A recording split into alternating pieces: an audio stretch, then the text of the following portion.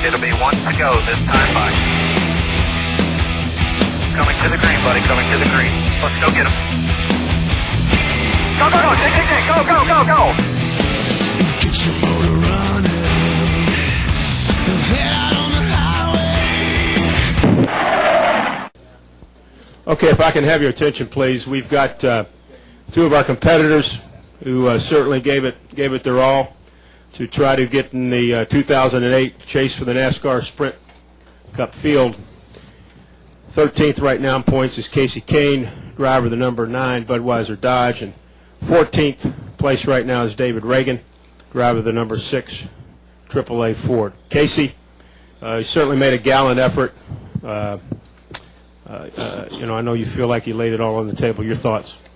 Yeah, I felt like, I drove everything I could all day, tried to take chances, tried to be smart at the same time, and get what we could get. We just, we're just kind of 4 tires out of the track, couldn't push getting in, slide the back, getting off, and then you'd slide in and slide off, and it was kind of all over, but we got the car better. Kenny made some good calls for where it was. I think we improved it a little bit, and then just track position hurt us all day. I was trapped in between a couple of Roush cars on pit road, and it didn't matter where I came in, I was trapped. So it was a long day in the pits. We came out close to last spot every single time, it seemed like. At least we came out after both of those 2 cars every time. So that didn't help, but either way, we weren't going to beat Clint. So it's just a good try, and that was it. David, your thoughts? There was periods of time during the race where you had that 12th position in your sights, certainly, and we're at 12th for a period of time. Your thoughts?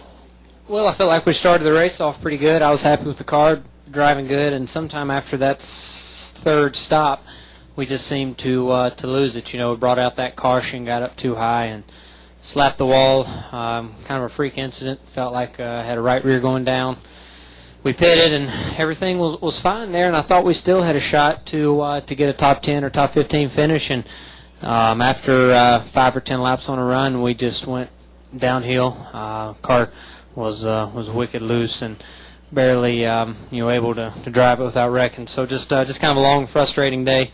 And like Kasey said, back there in the back in poor track position, you couldn't pass, and just couldn't go anywhere. We'll take some questions now for either Kasey or David. If you have one, raise your hand. Bring the wireless mic. State your name, affiliation. We'll start right here, and then we'll go to Mike Vega. Go ahead. SpeedTV.com. Keep going about that. David, how much consolation can you take away from the tremendous improvement that you've had in results this season and moving up big in the points in respect to your competitors? Well, regardless of how we ended up today, I told everyone before the race, whether we made the chase or not, wasn't going to be solely on the Richmond race. I can look back at 3 or 4 races early in the year, and we didn't do a good job, and resulted in loss of a few points. But then also some races that we had run good, and everything was fine. So certainly everything's easier the second time around. Our speed's been in the race car. It's just about a matter of making good decisions on Saturday or Sunday. So, we've still got 10 more races to go. It certainly would be a disappointment if this was Homestead and this was it. But we've got 10 more races to go. Try to finish 13th in points. Try to get a win out of the year and get some more top 5s and get ready for next year. All right, we'll go to Mike Vega right here, and then Jim Pedley. Raise your hand, please. Identify yourself. We'll get him next. Go ahead. David, Mike Vega, Boston Globe, here on your. Just wanted to ask you about starting the race at the beginning. I mean, all the guys who you were chasing right around you. Were you cognizant at all? Where they were, and did they inform you as to where your position was in the points at one point where you climbed ahead of Clint?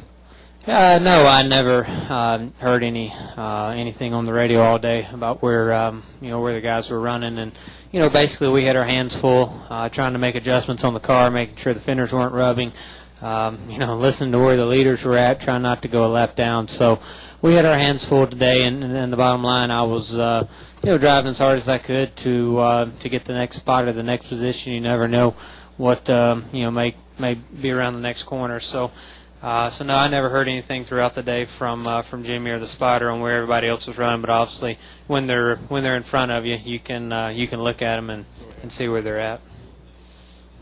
We'll go Jim Pedley, then Jim Hunter. Go ahead.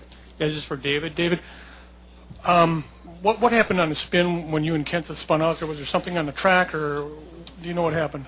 I just got really loose getting into turn one and chased it up the hill, and it looks like Matt was, just right tucked up underneath me, and as I was spinning around, he actually, I think he touched my left front and kind of straightened me back up, which hurt him but allowed me to keep on going and not hit so hard. So I haven't seen a replay of it, but I told the guys that maybe we had a tire going down or seemed like something just happened pretty abruptly, that our car hadn't had that characteristics all weekend, and it had that the rest of the race. So that's something we'll have to diagnose when we get back to the shop.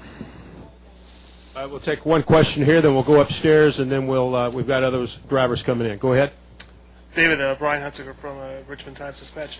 Can you tell me about what happened when you got in? Go. No one got into you, I go. and it seemed like things really kind of went south after that. Can you describe that and what happened afterwards? When the 01 got into me? Well, the bottom line was Clint was on the bottom and just punted the 01 and shot the 01 up the track. I was on his right rear quarter panel and ran into him.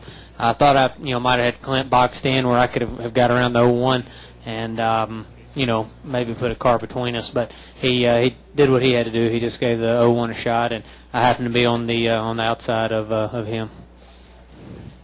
All right, we'll go upstairs. Does anyone else have any questions for Kasey Kahne? We'll release him. Anybody for questions for Kasey upstairs? Yeah, I got one, Kerry. Jeff Gluck from NASCAR Scene. Kasey, when you were boxed in on your pit box, did it seem to you and Kenny that was intentional? And or are you planning to do anything as far as speaking to NASCAR about if it was blatant or not? No, I mean, it doesn't really matter if it was or not. I don't know if it was. It's hard to say. They picked around us for a reason. I know that much. But I know the first one I stopped short and was pointed out, and David, or 38, stopped as far out of his box as he could. So the first time was, and from there it was just hard to get track position. So we were trying to come from the back every time. And after that, I don't know if it was or not. But they made it tough on me, regardless if they were trying to, because of team orders or not. Those two drivers definitely made it tough on us. And I think it was probably tough on McMurray to get into his also.